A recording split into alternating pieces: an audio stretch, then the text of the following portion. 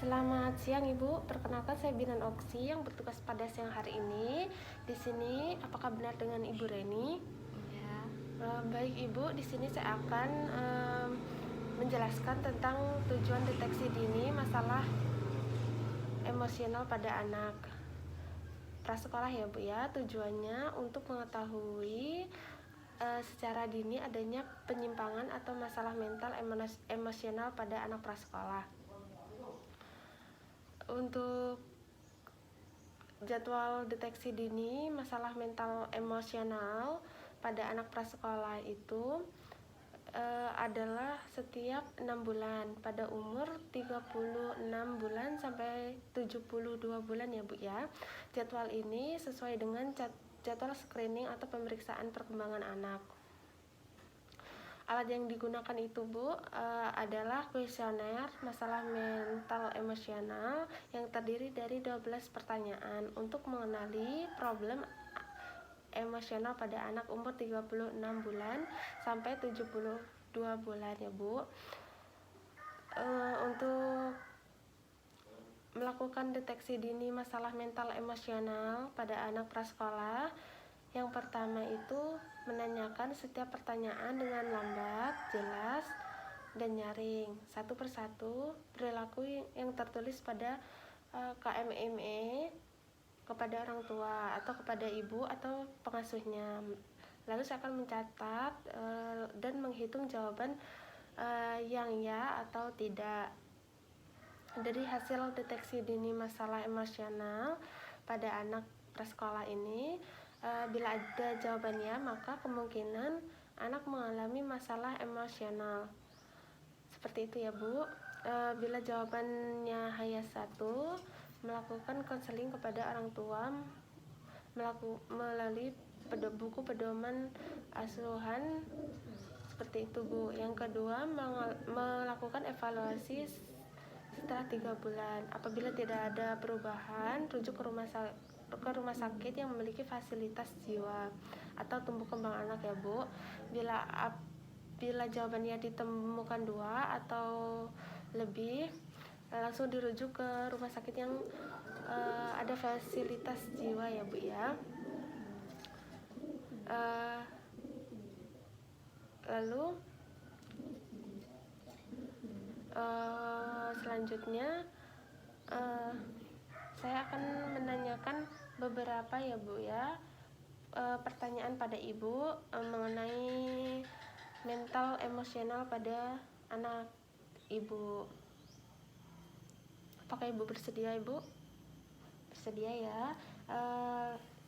Ibu nanti bisa jawab saja ya atau tidak ya Bu ya. Ya. Jadi Ibu, pertanyaannya itu yang pertama, apakah Anda sering terlihat marah tanpa sebab yang jelas, seperti banyak menangis, mudah tersinggung, lalu bereaksi berlebihan terhadap hal-hal yang sudah biasa dihadapinya? Ya.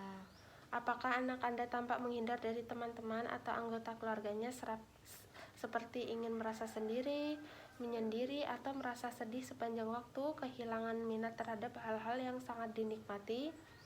Ya. Apakah anak Anda terlihat berperilaku merusak dan menentang terhadap lingkungan sekitar, seperti melanggar peraturan yang ada, mencuri, seringkali melakukan perbuatan yang berbahaya bagi dirinya, dan menyiksa binatang atau anak lainnya, dan tanpa tidak peduli dengan nasihat yang sudah diberikan kepadanya? Tidak. Apakah anak Anda terlihat adanya perasaan ketakutan atau kecemasan berlebihan? Ya.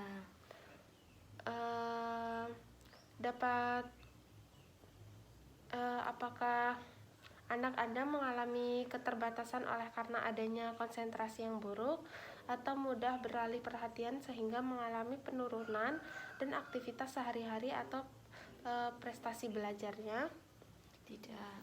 Apakah anak Anda menunjukkan perilaku kebingungan sehingga mengalami kesulitan dan berkomunikasi dan membuat keputusan? Tidak. Apakah anak Anda menunjukkan adanya perubahan pola tidur seperti sulit tidur sepanjang waktu, terjaga sepanjang hari, sering terbangun di waktu tidur malam oleh karena mimpi buruk atau mengigau seperti itu?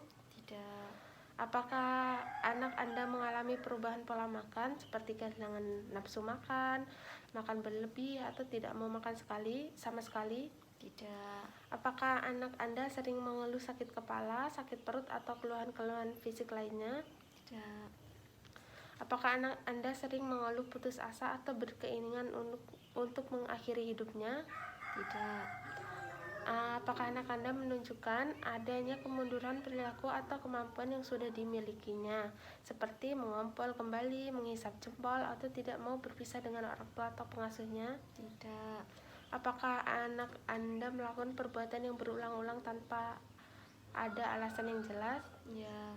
Baik Ibu, dari pengisian kuesioner ini ada jawaban yang lebih dari 2 ya Bu ya.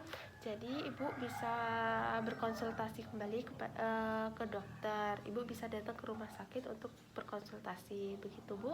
Apakah ada yang ditanyakan?